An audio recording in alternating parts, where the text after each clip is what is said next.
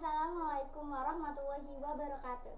Perkenalkan, nama saya Firda Komaran, NIM saya 20117038 dari Prodi PGSD. Hari ini saya akan menjelaskan materi tentang hak asasi manusia untuk memenuhi tugas ujian akhir semester mata kuliah Pendidikan Pancasila dan Kewarganegaraan dengan dosen Bu Febrianti Yulisatriani, SPDI, MPD. Sebelumnya sudah ada yang tahu apa itu HAM? HAM adalah sebuah karunia dari Sang Pencipta kepada ciptaannya yang berupa kewenangan yang tidak dapat diganggu-gugat oleh siapapun. HAM ini bersifat universal, jadi seluruh manusia yang ada di muka bumi ini memiliki hak. HAM terbagi menjadi 6. Yang pertama, hak asasi pribadi atau personal rights, mencakup kebebasan berpendapat, bergerak, dan sebagainya. Yang kedua, ada hak asasi ekonomi atau property rights, hak berupa membeli, menjual, serta memanfaatkan sesuatu. Yang ketiga, hak asasi politik atau political rights, merupakan hak ikut serta dalam pemerintahan. Keempat, hak asasi hukum atau legal equality rights, hak yang berkaitan dengan kehidupan hukum dan pemerintahan. 5. Hak asasi peradilan atau procedural rights, hak untuk diperlakukan sama dalam tata cara pengadilan. Keenam, hak asasi sosial budaya atau social culture rights, hak yang berhubungan dengan kehidupan bermasyarakat. Mengapa ya kita memiliki banyak sekali hak asasi manusia? Sebenarnya tujuan dari itu tuh apa ya? Tujuan dari hak asasi manusia sendiri adalah melindungi hak manusia untuk hidup dengan harga diri yang berguna sebagai untuk melindungi diri dari kekerasan dan kesewenang-wenangan. Lalu, bagaimana pencegahan dan penyelesaian pelanggaran HAM? Yang pertama, ada meningkatkan pendidikan berkarakter.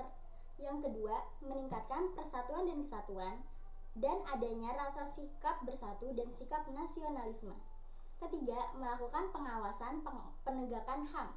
Yang keempat, melakukan kegiatan sosialisasi langsung ke masyarakat tentang HAM. Apakah dengan adanya hak asasi manusia tersebut, kehidupan kita sudah terjamin? Selanjutnya, ada jaminan perlindungan terhadap hak asasi manusia. Yang pertama, ada pembentukan Komisi Hak Asasi Manusia yang biasa kita kenal dengan Komnas HAM.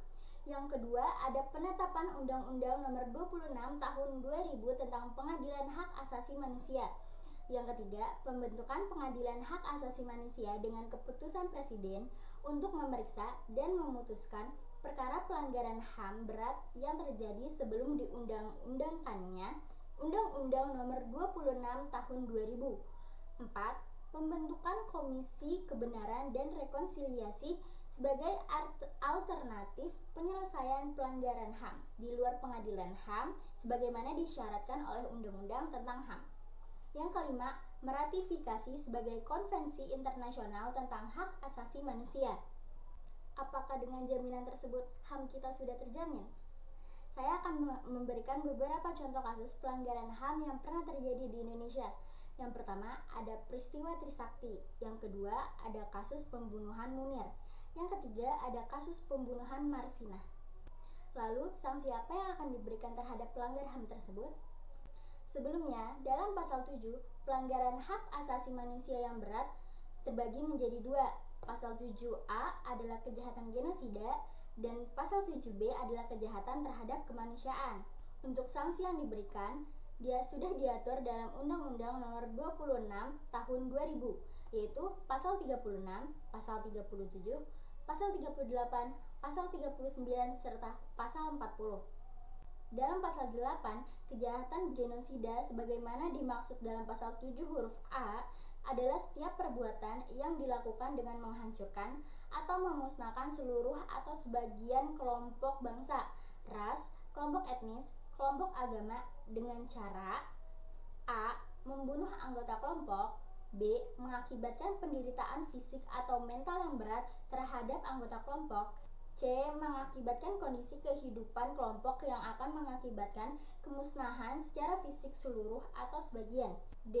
Memaksakan tindakan-tindakan yang bertujuan mencegah kelahiran di dalam kelompok, Dan E. Memindahkan secara paksa anak-anak dari kelompok tertentu ke kelompok lain. Jika seseorang melakukan kejahatan genosida sesuai pasal 8, orang tersebut akan dikenai sanksi pasal 36 yang berbunyi, setiap orang yang melakukan perbuatan sebagaimana dimaksud dengan pasal 8 huruf A, B, C, D, dan E dipidana dengan pidana mati atau pidana penjara seumur hidup atau pidana penjara paling lama 25 tahun dan paling singkat adalah 10 tahun.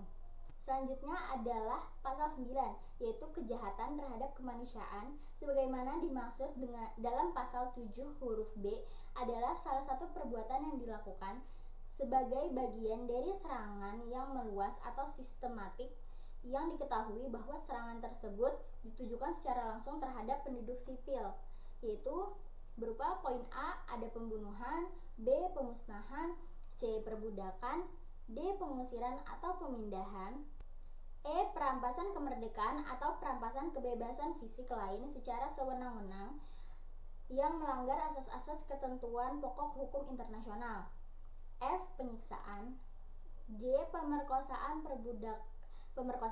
perbudakan seksual, pelacuran secara paksa, pemaksaan kehamilan, pemandulan atau sterilisasi secara paksa, atau bentuk-bentuk kekerasan seksual lain yang setara. H. Penganiayaan terhadap suatu kelompok tertentu atau perkumpulan yang didasari persamaan paham politik, ras, kebangsaan etnis, budaya, agama, jenis kelamin, atau alasan lain yang telah diakui secara universal sebagai hal yang dilarang menurut hukum internasional. I. Penghilangan orang secara paksa, atau J. Kejahatan apartheid. Untuk pasal 9 ini, kejahatan terhadap kemanusiaan dikenai sanksi pasal 37 untuk poin A, B, D, E, atau J dipidana dengan pidana mati atau pidana penjara seumur hidup atau pidana penjara paling lama 25 tahun dan paling singkat 10 tahun. Dan lalu pasal 38 yaitu untuk poin C dipidana dengan pidana penjara paling lama 15 tahun dan paling singkat 5 tahun. Lalu sanksi selanjutnya adalah pasal 39 untuk poin F dipidana dengan pidana penjara paling lama 15 tahun dan paling singkat adalah 5 tahun. Lalu yang terakhir adalah pasal 40 sebagaimana dimaksud dalam pasal 9 huruf G, H, atau I dipidana dengan pidana penjara paling lama 20 tahun dan paling singkat adalah 10 tahun. Selanjutnya, bagaimana upaya dalam meningkatkan kesadaran perwujudan HAM di Indonesia ini? Yang pertama, kita bisa memasyarakatkan pengertian dan pemahaman HAM. Kedua, memasukkan HAM sebagai salah satu mata kuliah wajib di kalangan perguruan tinggi khususnya di Fakultas Hukum. Ketiga, melakukan amandemen Undang-Undang Dasar 1945 dengan memasukkan materi HAM lebih mudah untuk ditangkap. Selesai sudah materi yang dapat saya sampaikan. Berikut kesimpulannya. Hak asasi manusia adalah hukum dan norma yang dimiliki oleh setiap manusia yang melekat pada dirinya. Jadi, hak asasi manusia berlaku kapanpun, dimanapun, kepada siapapun. Kemudian, upaya untuk meningkatkan kesadaran masyarakat tentang HAM yaitu mengeluarkan berbagai peraturan perundang-undangan HAM. Terima kasih atas perhatiannya. Kurang lebihnya mohon maaf. Wassalamualaikum warahmatullahi wabarakatuh.